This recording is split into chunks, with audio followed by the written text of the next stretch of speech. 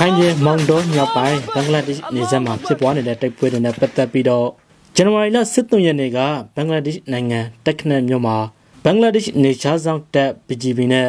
အာရခတက်တော်တွဲဆောင်ဆင်းနေခဲ့ကြတယ်လို့သတင်းရင်းမြစ်တွေကပြောကြပါတယ်။အဲ့ဒီတွဲဆောင်မှုမှာဘင်္ဂလားဒေ့ရှ်နေချားဆောင်တပ်ကထိုက်ပိုင်းအရာရှိအရှော့နဲ့အာရခတက်တော်ဘက်ကထိုက်ပိုင်းအရာရှိအရှော့တော်တက်ရောက်ခဲ့ကြပြီးတော့နေဆက်တိုက်ပွဲတွေအကြောင်းဘင်္ဂလားဒေ့ရှ်ဘက်ကတွဲဆောင်ဖို့စီစဉ်ခဲ့တာဖြစ်တယ်လို့နေဆက်သတင်းရင်းမြစ်တို့ကပြောပါတယ်။အဲ့ဒီဆွေးနွေးပွဲမှာနေဆက်မှာဖြစ်ပွားခဲ့တဲ့တိုက်ပွဲအခြေအနေတွေနေဆက်လုံခြုံရေးအခြေအနေတွေမွတ်စလင်လက်နက်ကိုင်အရေးငါးဖက်သမားကိစ္စတွေနဲ့နှစ်ဖက်ပူးပေါင်းဆောင်ရွက်ရေးတွေကိုအပြန်အလှန်ဆွေးနွေးခဲ့ကြတယ်လို့နေဆက်အခြေအနေကိုသိရှိသူက DMG ကိုပြောပါတယ်။ဘင်္ဂလားဒေ့ရှ်နဲ့အာရခတက်တော်အကြားတွဲဆုံမှုနဲ့ပတ်သက်ပြီးတော့ AA ရဲ့ပြောခွင့်ရပုဂ္ဂိုလ်ဦးခင်ဒုက္ခထင်ကို DMG ကဆက်သွယ်မေးမြန်းနေဆက်ဖြစ်ပါတယ်။ဒါအပြင်ဘင်္ဂလားဒေ့ရှ်နိုင်ငံခြားရေးဝန်ကြီးဌာနကလည်းစစ်ကောင်စီရဲ့ဘင်္ဂလားဒေ့ရှ်နိုင်ငံဆိုင်ရာတမ်မတ်ဦးကျော်စိုးမိုးကိုဇန်နဝါရီလ17ရက်နေ့ကဆင့်ခေါ်ပြီးတော့တတိပေးမှုတွေပြုလုပ်ခဲ့တယ်လို့ဘင်္ဂလားဒေ့ရှ်အခြေစိုက်ဒါကာထရီဗျူးသတင်းဌာနကဖော်ပြပါတယ်။ဇန်နဝါရီလ17ရက်နေ့ကမောင်တော်မြောက်ပိုင်းဘင်္ဂလားဒေ့ရှ်နေဆက်မှာရှိတဲ့ကြည်ကျွန်းနဲ့မိုင်းတိုင်း45ပတ်ဝန်းကျင်မှာရှိတဲ့အာရခတက်တော်ရဲ့နေဆက်စခန်းတွေကိုမွတ်စလင်လက်နက်ကိုင်တွေကဝင်ရောက်တိုက်ခတ်ခဲ့ပြီးတော့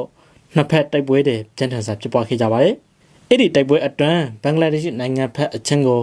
လက်နက်ကြီးကျင်းနဲ့ကျစံတဲ့ကြောက်ရောက်ပောက်ကွဲတာနဲ့ပတ်သက်ပြီးတော့မြန်မာတန်အမတ်ကိုဆန့်ခေါ်ခဲ့တာလည်းဖြစ်ပါတယ်။ဒီလိုကျစံတဲ့ကြောက်ရောက်ပောက်ကွဲတာကြောင့်ဘင်္ဂလားဒေ့ရှ်နိုင်ငံတက္ကနက်မြို့နယ်ကအသက်12နှစ်အရွယ်မိခလင်းငယ်တဦးဟာဒဏ်ရာအပြင်းထန်ရရှိခဲ့ပါတယ်။အဲ့ဒီတိုက်ပွဲတွေအတွင်းဘင်္ဂလားဒေ့ရှ်နိုင်ငံဖက်ကိုထွက်ပြေးလာတဲ့မွတ်စလင်လက်နက်ကိုင်53ဦးကိုဖမ်းဆီးထားပြီးတော့ဘင်္ဂလားဒေ့ရှ်နိုင်ငံကိုတရားမဝင်ခိုးဝင်မှုနဲ့နေရှားဆောင်တပ် BGB ကတရားစွဲဆိုထားတယ်လို့ဘင်္ဂလားဒေ့ရှ်သတင်းစာတွေမှာဖော်ပြကြပါတယ်။ BGB ကဖမ်းဆီးထားတဲ့အထက်ကတဦးဟာဒဏ်ရာပြင်းထန်ပြီးစစ်တကောင်းမြို့ကဆေးရုံမှာစစ်ကူသနေရတယ်လို့ကျန်52ဦးကိုဇန်နဝါရီလ17ရက်နေ့မှာရုံးထုတ်စိတ်ဆက်ခဲ့တယ်လို့သိရပါတယ်။အဲ့ဒီလိုဘင်္ဂလားဒေ့ရှ်နိုင်ငံဘက်ကိုခြေတဲ့ကြောက်ရောက်ပောက်ကွဲမှုဟာအလွန်စိုးရိမ်စရာဖြစ်ပြီးတော့နိုင်ငံတကာဥပဒေကိုပြောင်ပြောင်တန်းတန်းရှော့ဖောက်တာဖြစ်ပြီးအင်ဂလိပ်ချန်ကောင်စစ်စံရေးကိုအဟံအတားဖြစ်စေတယ်လို့ဘင်္ဂလားဒေ့ရှ်ကမြန်မာတန်အမတ်ကိုခေါ်ယူတတိပေးခဲ့တာလည်းဖြစ်ပါတယ်။လက်ရှိမှာမွတ်စလင်လက်နက်ကိုင်အဖွဲ့တွေရဲ့အနေအကြောင်းရခိုင်ဘင်္ဂလားဒေ့ရှ်နေဆက်တလျှောက်မှာအာရခတက်တော်ကနေဆက်လုံခြုံရေးကိုတုံ့ပြန်ထားပြီးတော့မွတ်စလင်လက်နက်ကိုင်အဖွဲ့တွေကို